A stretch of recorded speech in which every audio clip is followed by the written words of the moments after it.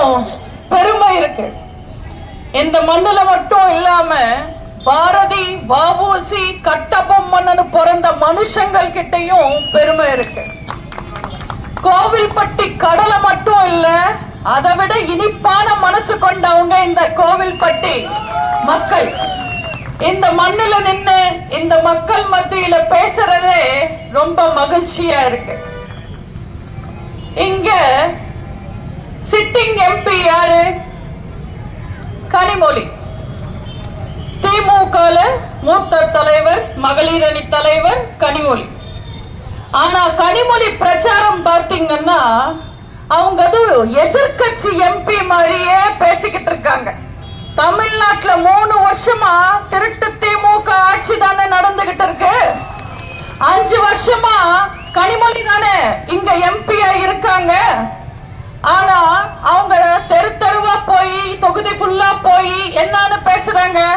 தொகுதியில அது சரியில்லை, இது சரியில்லை, எனக்கு ஓட்டு போட்டா எல்லாத்தையும் சரி பண்ணுவேன்னு சொல்றாங்க.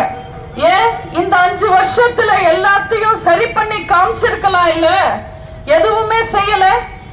விளம்பரத்துக்காக மட்டும் வராங்க.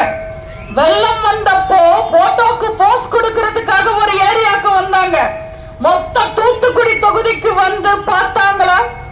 மக்களோட கஷ்டத்தை பார்த்தாங்களா? திமுக ஆட்சி காலத்துல அவங்க கொடுத்த வாக்குறுதிகளை ஏகப்பட்ட விஷயங்கள் செய்யாம இருக்காங்க திமுக. கனிமொழி இந்த பக்கம் பிரச்சாரத்துக்கு வந்தா தயவு செஞ்சு நீங்க எல்லாரும் கேளுங்க. போன தேர்தல்ல இஷ்டத்துக்கு வாக்குறுதிகளை அள்ளி வீசின உதயநிதி இந்த தேர்தல்ல எதுவுமே பேசாம செங்கலை தூக்கிட்டு வர்றாரு. உதயநிதிக்கு ஒரு பழக்கம், ஒண்ணு செங்கலை தூக்கணும், இல்லைன்னா பொண்ணுங்களை தூக்கணும். நீங்க தப்பா நினைக்காதீங்க. தேர்தல்னு வந்தா செங்கலை தூக்குவாரு, ஷூட்டிங்க்கு போனா ஹீரோயின் பொண்ணுங்களை தூக்கிட்டு டூயட் பாடுவாருன்னு சொல்ல வர. செங்கலை தூக்குறதெல்லாம் ரொம்ப ஈஸிமா. ஆனா இன்னைக்கு தமிழ்நாட்டுல இந்த ஆள தெரியாத திமுக ஆட்சி காலத்துல இருக்கிற ஊழலை தூக்குறது ரொம்ப கஷ்டம். இந்த உதயநிதி எல்லாம் எலெக்ஷன் வந்தா போதும் வீரன் மாதிரி பேசுவாரு, தைரியமா பேசுவாரு. அதுவும் ஊடக நண்பர்கள் எல்லாம் இருக்காங்கன்னு தெரிஞ்ச வீர வசனம் எல்லாம் பேசுவாரு. அதே மாதிரி தேர்தல் வரப்போகுதுன்னு தெரிஞ்ச உடனே ஒரு 2 மாசத்துக்கு முன்னாடி நாங்கெல்லாம் மக்களுக்கு நல்லது பண்ணணும்னு தான் நினைக்கிறோம், ஆனா மத்திய அரசாங்கம் நிதி கொடுக்கல, அதனால எங்களால நல்லது பண்ண முடியலன்னு பீலா விட்டாரு. நீங்க எல்லாரும் ஒண்ணு புரிஞ்சுக்கணும். உங்க அப்பம் வீட்டு காசு தரீங்களான்னு மத்திய அரசாங்கத்துக்கிட்ட மரியாதை இல்லாம பேசுற உதயநிதி பத்தி நீங்க புரிஞ்சுக்கணும். நம்ம எல்லாரும் 1 ரூபாய் வரிப்பணமா கட்டினா அதுல 50 பைசா மத்திய அரசாங்கத்துக்கு போகுது, 50 பைசா மாநில அரசாங்கத்துக்கு வருது. அப்ப நம்ம கட்டுற வரிப்பணத்தை வச்சுக்கிட்டே நமக்கு நல்லது பண்ணலாம் இல்ல, மக்களுக்கு நல்லது செய்யலாம் இல்ல? ஏன் செய்ய மாட்டேன்றாங்க?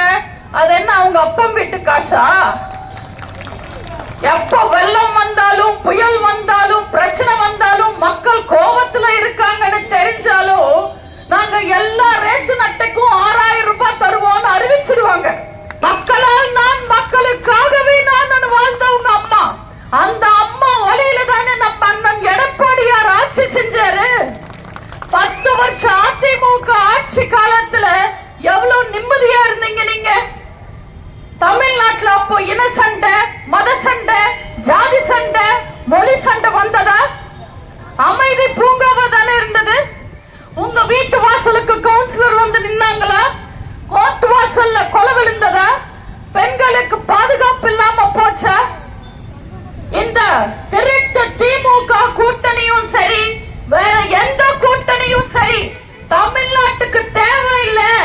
எங்களுக்கு அதிமுக போதும், அம்மா போதும், அண்ணன் எடப்பாடியார் போதும்னு நீங்க எல்லாரும் எதை பார்த்தும் ஏமாறாம, யார பார்த்தும் பயப்படாம, உறுதியா தெளிவா உங்க சின்னமான, அம்மாவின் சின்னமான, வெற்றியின் சின்னமான இரட்டை அலையில வருகின்ற ஏப்ரல் 19ஆம் தேதி நம்ம வெற்றி வேட்பாளர் சிவசாமி வேலுமணி அவர்களுக்கு இரட்டை அலையில வாக்கு